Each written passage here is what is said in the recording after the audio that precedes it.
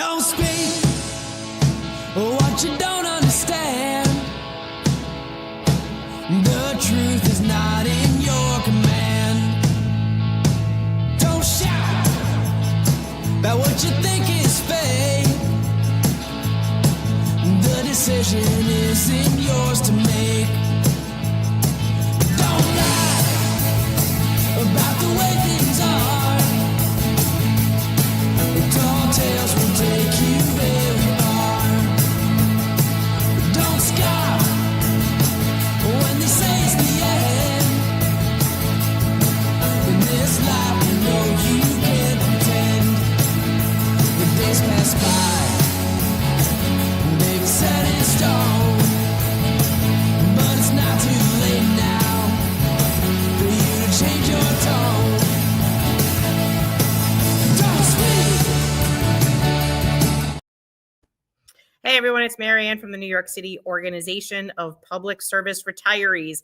Tonight we're doing another interview of a candidate running for New York City Council, this time for District 38. She is running against the incumbent, who is Alexa Aviles, and she is another supporter of New York City retirees. She's another candidate who had agreed to the 3 issues that we gave, not to force us into Medicare Advantage, to protect us from these backdoor costs that they've been forcing on us, like copays and deductibles, to allow the city to pay us our reimbursement, statutory reimbursement for Medicare B premiums earlier than the 16 to 22 months that they're doing it now, like hopefully in the same quarter. She would be a supporter for that. And then the third thing we asked all candidates is, would you support us not, having something that would prevent our dependents from losing our healthcare benefits when we pass away, that gives us like a 30, 60, or 90-day grace period for our dependents to be able to find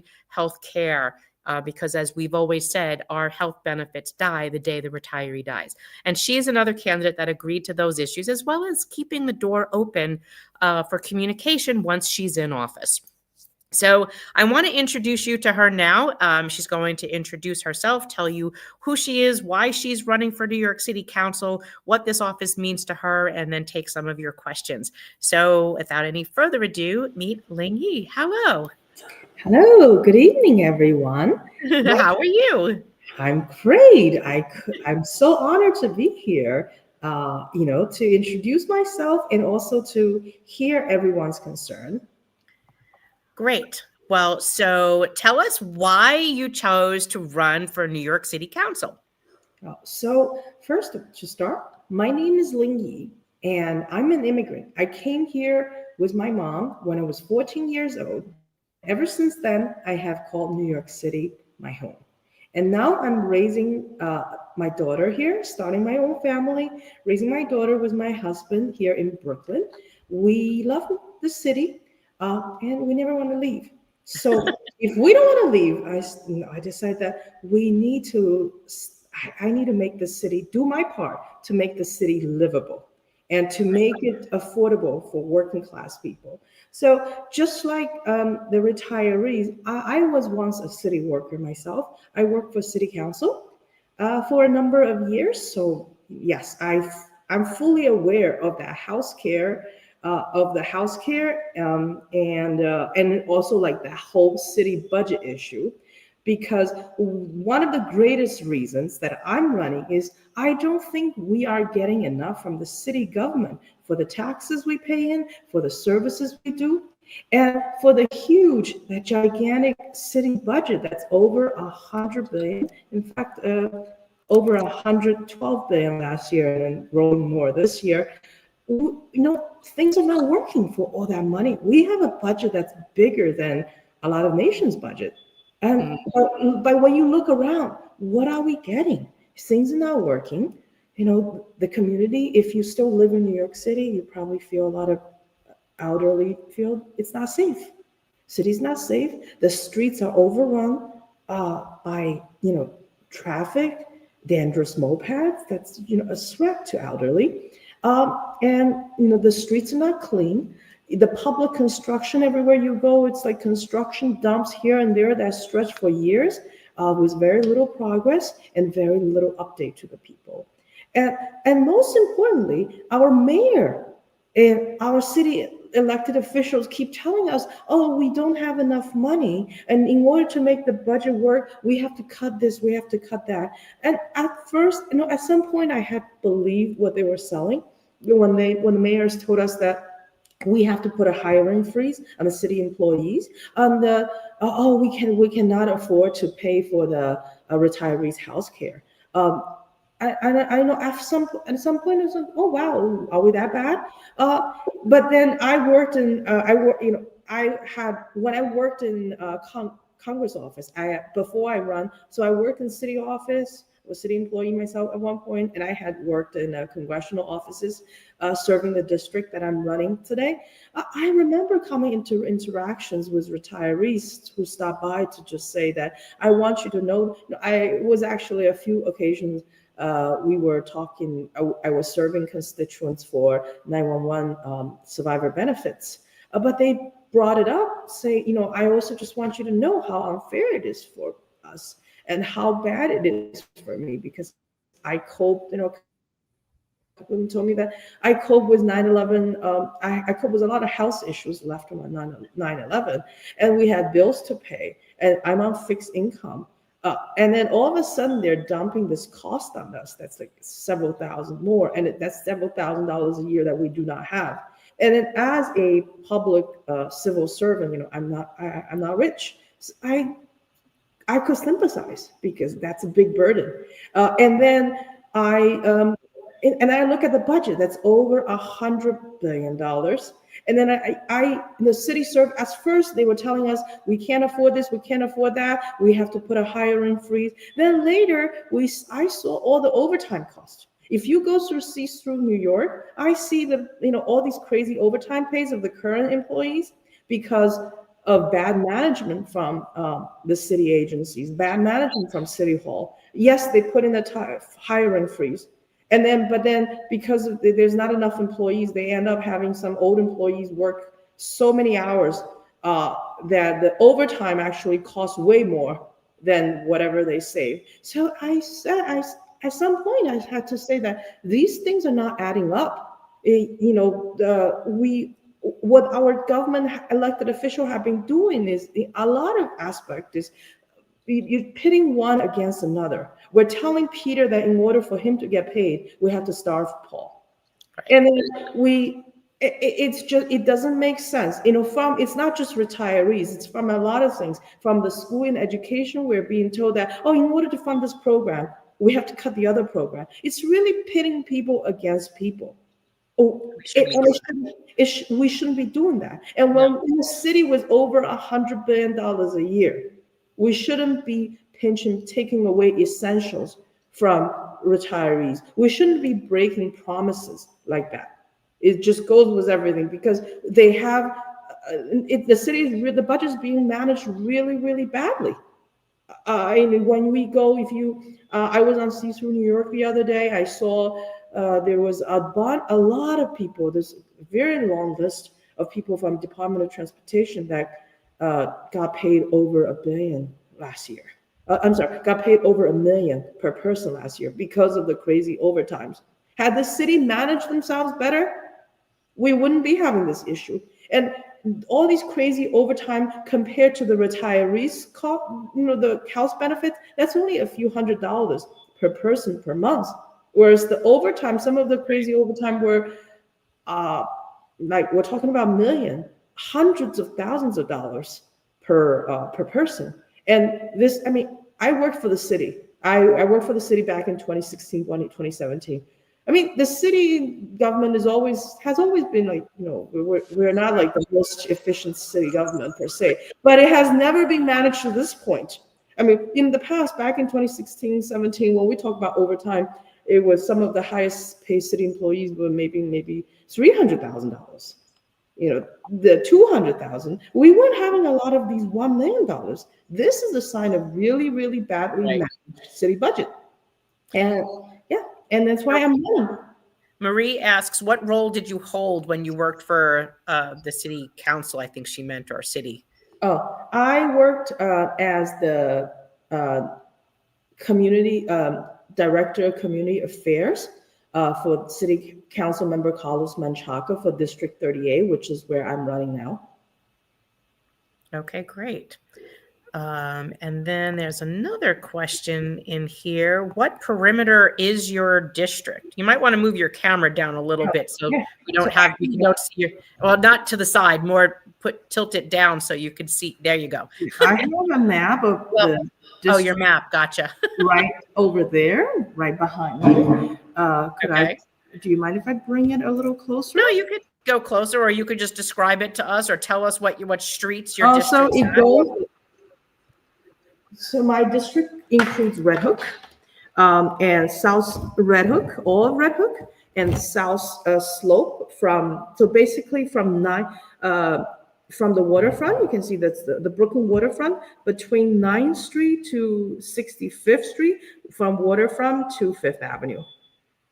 Okay. And then a good chunk of and then from there the waterfront, then a good chunk of Sunset Park running to between 5th, 6th Avenue, and then a little bit of so between 39 to 48th Street. My district goes all the way from waterfront to Fort Hamilton, so it includes some parts of Borough Park as well, and then most part of Sunset Park. So it's between 6th Avenue and Sunset Park between 6th Avenue to the waterfront is my district, and then from 65th Street in the district meanders that where you see that hook. It goes all the way to South Brooklyn. Diker Heights, a good chunk of Diker Heights is in the district, and it stretches into parts of Bass Beach and Bensonhurst. Got it. Okay, and here's another question from Ellen. Many of we retirees are 9/11 survivors and first responders. If the city pushes we Medicare eligible retirees who are also in the World Trade Center health program as survivors into Medicare Advantage, that's our first health care. And many Medicare Advantage plans deny lots of cancer treatments and mental health treatments for PTSD. So we survivors will get screwed. Are you clear about that issue? She says. Absolutely clear, because I worked for City Council from 2016 to 2019. And then from 2019 until the end of 2024, last year, before I started running for office, I worked for Congress. I worked in for Congressman Woman Nydia Velasquez and Congressman Dan Goldman, which my area included downtown Manhattan and in Brooklyn. So I worked a lot with 9/11 survivors.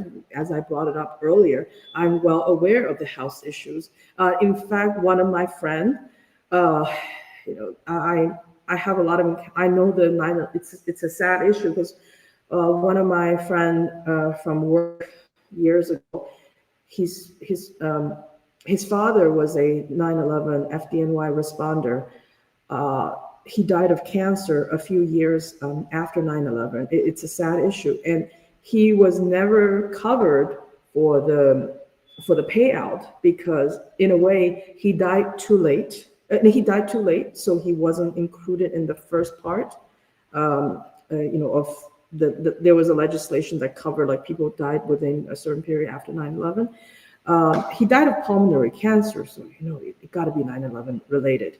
And then later, when Congress passed some amendment bill to include more people who died, later, they only included, they cover another time window that's like a later. So for his family, what's ridiculous was his father died too late to be covered in the first round. Then he died too early to be covered in the second round.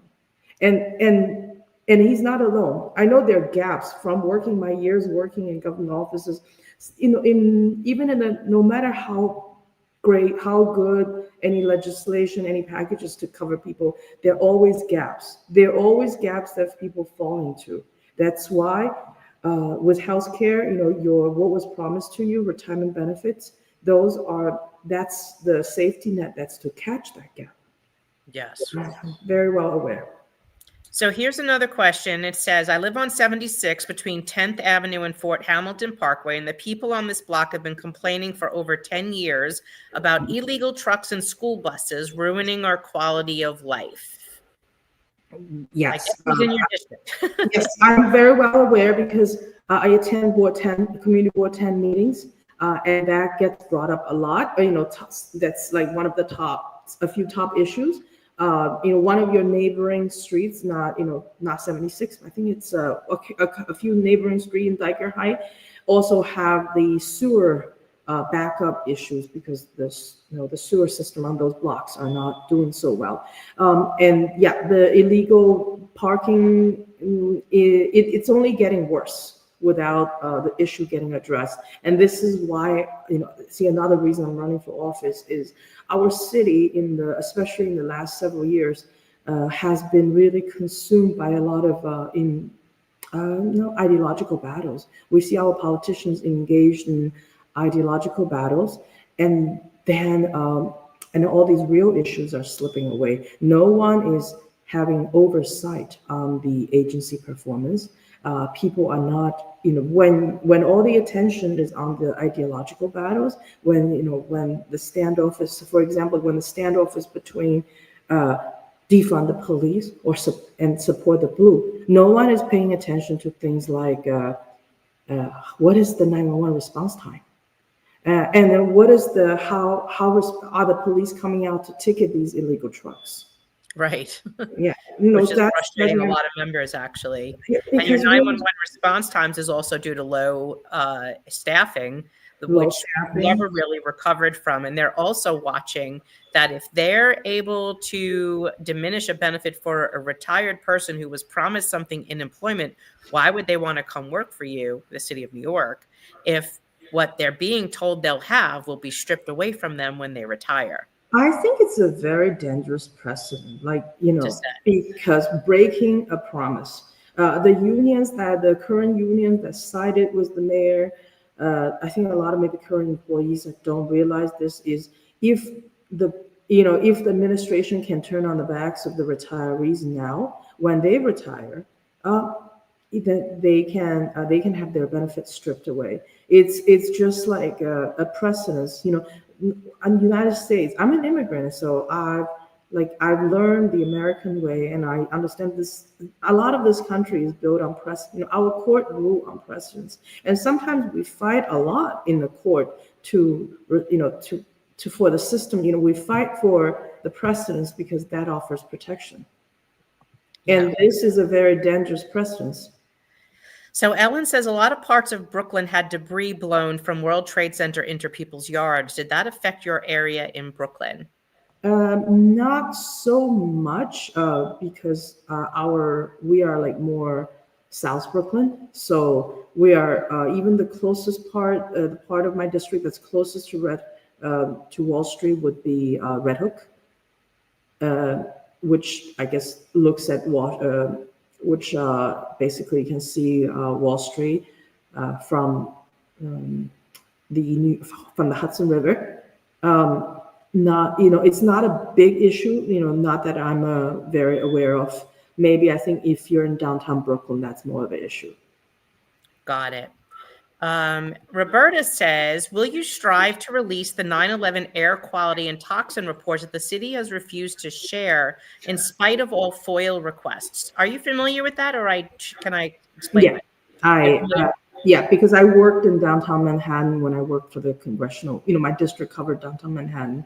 So it's an issue that got brought up repeatedly in Chinatown, in the area below Canal, the neighbors, it was brought up.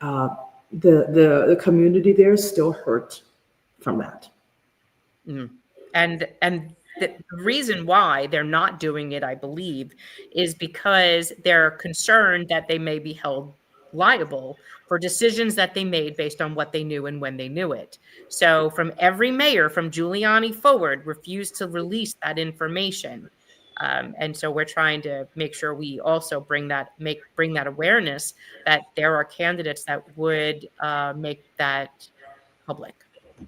Definitely. Like from my personal experience, for example, I know my friend's dad that died, FDNY responder, died of pulmonary cancer. We know it's definitely 9/11 related, but because of the time of his death, it was never acknowledged. And I'm sure there are many people like him. Maybe some didn't die, but they are suffering from long-term health benefit. There's so many civil servants that worked in that area or lived nearby. It's a long-term impact on us. Rose says her yard was covered in dust for months, and she lives in Windsor Terrace. No, thank you for bringing that to my awareness. That's something that we can, that's something that we shall look into, because no one had told me this before. If it can be, if it could happen in Windsor Terrace, then some part of South Slope, and that's in my district, or Red Hook it could be an issue to them too. Yeah, absolutely. Let's see. Roberta says the toxin info, if released, may provide better opportunities for treatment and cancer prevention. I agree with you, Roberta. Janice says the streets were full of 9/11 dust in Borough Park and Sunset. Burnt papers flew into my classroom windows. Wow. Oh, thank you. This is something new that I've learned. You see, District 38 is what we call high need district. So we're always dealing with things like calling people getting assaulted, and then police come and and it takes forever for NYPD to respond, or like the streets, people getting seniors getting hit by e-bikes left and right. Yep. Some die. Some are hospitalized. I myself have just only recently witnessed 2, and one of them I actually accompanied to NYU Langone. We have these issues that I think that like these 9/11 dust issue got buried by these more immediate issues, but not saying that they merit getting looked at. I mean, I'm very thankful for people who are bringing this to educate me. And Roberta says she had 9/11 debris in Sheepshead Bay too. That's something that I should really be at. I would be very happy to get educated on that, because I was in my school in John Dewey High School down in Coney Island when that happened, and I guess maybe I was too young to pay attention to the debris. Yeah. Laura says the 9/11 wind current also blew dust into my parents' yard in Bensonhurst. Well, wow. I mean, I was living in Diker Heights at the time. Wow. Yeah, I guess maybe I was too young to pay attention to that. But so thank you so much for that education. And I would definitely something I would love to look into. Yeah, even Janice says her car was white, as were the streets from the World Trade Center dust. So that tells you that definitely flew a great distance. It definitely flew in a great distance. So let me just take one more check through if I missed any questions. Were there any, while I'm looking, was there anything else you wanted to bring up or highlight about what you're doing, your campaign? As we wanted to let people know that early voting starts this Saturday through the 22nd, and the primary is June 24th. I guess what I want to share is my campaign is doing well, and I really appreciate, thanks to support from common sense people, like they might not be city retiree, but I can feel from the reactions tonight, from these comment section, is basically people who care about quality of life. Yes. And people who have common sense. And I've gotten a lot of support all across the board from just not just in Diker Heights in the South Side. I've gotten a lot of support in Sunset Park, in South Slope, and the Red Hook, because at the end of the day, what we want is awfully similar. We just want a city that works for us, and we just don't want to feel like assaulted daily, and then we just don't want to feel like that living in the richest city in the world, look, over $100 billion a year in budget, and yet feels like, feels like sometimes you walk out of your house or step in the subway, feels like we're in a third world country. But then, first world taxes. That's just, things are not, we just need to make things more efficient. It's time to deliver, stop protesting. The job of the government is to govern, to deliver, to govern. As elected officials go, I don't think my job, as elected official, is to impose my ideology on anybody. My job is to make sure that city services work for people, and that promises, whatever city promised is kept. Promises are kept, and services work. That's all city government should be focused on. It's not on ideology. It's not to impose anything on the people. No two people can ever agree, on everything. Yeah, I tell people that all the time. Most people won't even agree with their spouses all the time. But that's not the city. That's not the elected official's job to impose your view on the people. Right. And we have had too many. Just moral lecturing from elected officials trying to impose their view on us. No, that's not what you should be doing. Their job, the city government job, is to just make sure city service function. That's the primary job. So here's a few more questions for you. Laura says, real estate developers are taking over Brooklyn. Some city council members have been caving into their super PACs. How can you push back and advocate for residents that don't want their areas to turn into luxury homes or towering buildings? So first of all, right, I personally, I support, we're in a housing crisis. So I support housing, not shelter. That's my position. I believe that we can have the same, we do have an obligation as a city, we have an obligation to house all the unhoused, but we really don't need to build more shelters if we can just make the current shelter work more efficiently. Because right now we have a system that's not, again, going back to the efficiency of the city government. And the shelters are meant to be temporary. And yet we're having people stay in shelter for 2-3 years while us taxpayers are shouldering rent that's like $200 to $300 per night per person. See, that is the money that can be used to fund retirement benefits. $4 billion a year for the shelter service. It used to be only $1 billion back in 2017. And it's still growing. And then when it comes to housing, we have a housing that's not a system that's not working. And then what was passed, that City of Yes, passed by the council, I read it. And then one major problem I found with the City of Yes is that it only, it talks about increasing number of housing and allocating, a lot of it is actually passed on to the outer borough neighborhood. It talked about those without actually mentioning about investment into the physical infrastructure and social infrastructure of the area. Yes, in areas, for example, like an area like Diker Heights, it's not so Diker Heights, Bensonhurst, they're not so densely built. But it doesn't mean there's room to take a lot more new buildings because look at the school infrastructure. Look at the schools in the neighborhood. The schools are already overcrowded.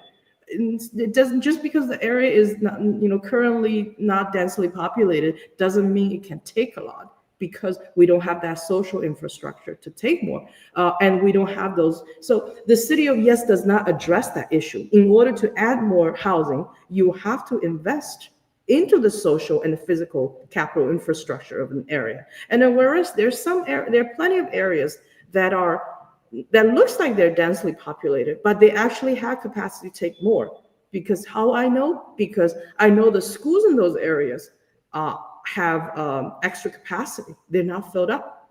So it's not, so building housing is not so simple as, oh, let's just put housing in a place that's not so dense. We just like add more floors. There's a reason we have a city planning. There's a reason, all city planning follows the social infrastructure, the institutions. If the area is, originally it wasn't meant for high density. There's no hospitals. There's not a lot of public, spaces. You don't have a lot of community center.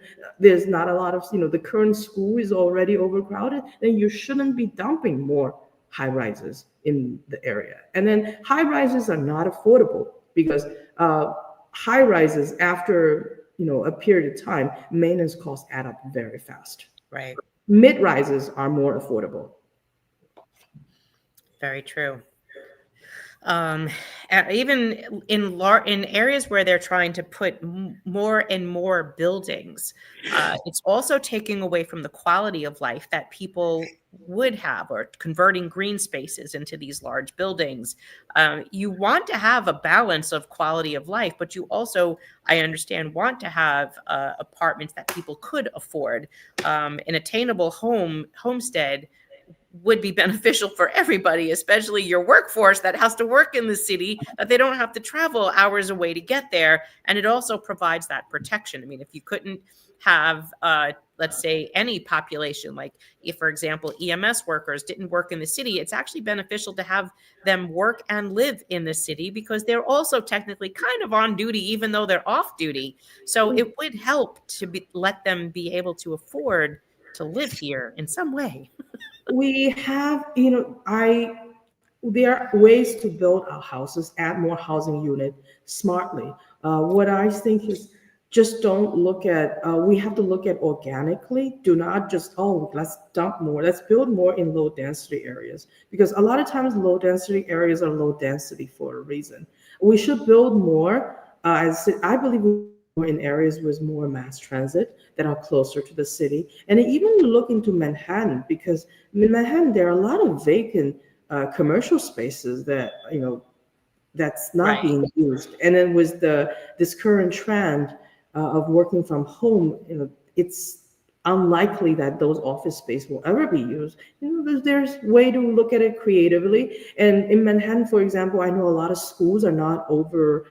A lot of schools in Manhattan, local schools, I work there, I know for a fact, schools in Brooklyn are more overcrowded than schools in Manhattan, because the resident population in Manhattan actually has dropped a lot. With wealthier, with Manhattan residents becoming wealthier, and a lot of smaller apartments got combined. So they actually have, so if that's what I mean by some of the densely built areas actually have capacity to take more housing units because they have those social infrastructure. They have the available seats in schools. They also have a lot of hospitals. And then also in Brooklyn, even in Brooklyn, we should look more into areas that's along mass transit, because it makes sense to put housing along subway lines. Right. You don't want to add to congestion, because when you build in densely, in low density area that's far away from the transportation, that just means adding more cars to the street. So Kathy says there are so many hospitals and churches and temples and schools throughout Brooklyn. She also, this lady says, retirees and residents on 76th Street need a straight answer from you on this traffic. Which traffic? Let me see what question you were saying. Oh, here it is. The question is, so she's in your district. Why are school buses and trucks allowed on residential blocks, not picking up and dropping off? So trucks are not allowed. They should be ticketed by NYPD. Residential trucks for school bus, I need to double check. I believe they're not allowed either, but I need to double check on that. Trucks, they're definitely not allowed. And then 76th Street is not the only street where we are seeing trucks parking overnight in residential area. Actually, 92nd Street next to Poly, that's where some of the worst offenders are. And my mother, where my mother and I live, we live along 16th Avenue, especially where my mother lives. She lives next to the Baptist, she lives next to the cemetery. She's very close to the cemetery on 16th Avenue and 84th. Over there, there's also a lot of truck parking, because next to the cemetery we have, and also next to Outback, there's a lot of parking space available. So we're also observing a lot of trucks parked overnight. It's not alone. I've noticed it's getting worse. So no, they're not allowed. And residents should, I've talked to neighbors, I always say that you should make a 311 reports so that officers from our local precinct can come and ticket them. Okay. Ellen says, would you support having the city take in rem property to create affordable housing like what Koch did years ago in the Bronx? What could you educate me on what you mean by in rem property? Ellen, if you can describe in rem to her. Let's see. That's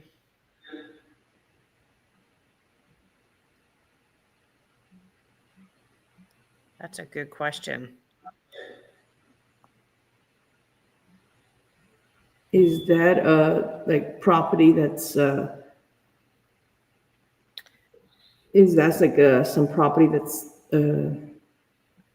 I think is under different ownership. In rem actions are focused on the property itself, while in rem property is property that the city took over because of unpaid taxes. So that's what I was just looking up. Thanks, Ellen. So it had an owner failed to pay their taxes. So now the city owns the land because of that. So would you support having the city take that property and create affordable housing like what Koch did years ago in the Bronx? So the city already owns it, and because there was a tax lien on it. Right. If the city really owns it, why not? But before the city really takes it, I would like to see that the city do the diligence of giving the owner many, multiple chances to allow the owner to pay the lien and then because we don't, as a small homeowner myself, I know how hard a lot of people work to maintain that home. And sometimes if they fall on hard times and not paying, maybe fall behind their taxes, I would like to have owners to get more than, just one or two, times, multiple chances to allow them to pay, or maybe get on a payment plan to get their home back. Of course, if all avenues are exhausted, then so let me explain some of that. I just looked it up. It's actually a very interesting process. It says, well, because there were so many properties that did not have that did not pay their taxes, and the city ended up taking control of them because they went through the foreclosure process. So if they went through foreclosure, the owners had plenty of time and through processes to pay their taxes back. And if they didn't, so in rem refers to properties in New York City that the city acquired due to delinquent property taxes. The phrase in rem is a Latin term meaning against a thing, referring to the court's power to handle matters directed against property. In New York City, the city takes title of these properties through the in rem tax foreclosure process. Koch's program resulted in the creation or preservation of 180,000 units of affordable housing. It transformed neighborhoods that were once severely affected by abandonment and neglect into viable and self-sustaining communities. This housing plan had a lasting impact on New York City's landscape and served as a model for utilizing tax foreclosed properties for affordable housing development. Hopefully that helps, because that sounds like a really good idea. Oh, well, I will look, I need to look more into it because I know the cost. So for example, there are legal things. For example, if, just because the owner is defaulting on property taxes or mortgages, usually it doesn't mean that they still have equity. They could still be having equity in their homes. So even if their home is seized by the city because of tax liens, it doesn't mean that the home whatever they still owe in the equity should be taken away. For example, if the home you have a house that's worth $1 million and it owes maybe $50,000 in property tax, the city, or $100,000 in property tax, and the city sees it, I believe even if the owner, all options exhausted, the owner couldn't get the home back, I believe this owner should have a right to get the difference between, the equity that they still own in the house. So, for example, if in an auction, if the money is the tax lien auction, the house is sold off, and the sale, the cost, the price that they get from the sale minus whatever the owner owes, and then minus the cost of the auction on all the administrative costs. If there is a difference, I believe the owner should be getting that. Okay. So I'm not seeing anything else. Let me see if I missed any other questions.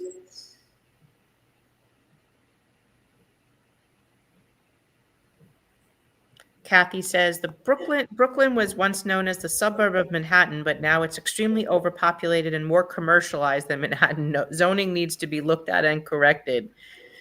That would take more than one city council person, Kathy. And that's really all I have. So I'm going to give you the last couple minutes to close out, to say whatever it is you would like to say to everyone before we close. So go ahead. Thank you once again. I would like to. I'm really thankful for this opportunity to be here. I'm incredibly honored, and for me, running for office is something that I've came to realize that this is the ultimate fulfillment of my American dream. When I came here when I was 14, I remember my high school social study teacher. Oh, so she's probably a retiree now. Oh yeah, she's definitely a retiree now. She told me, "You are American."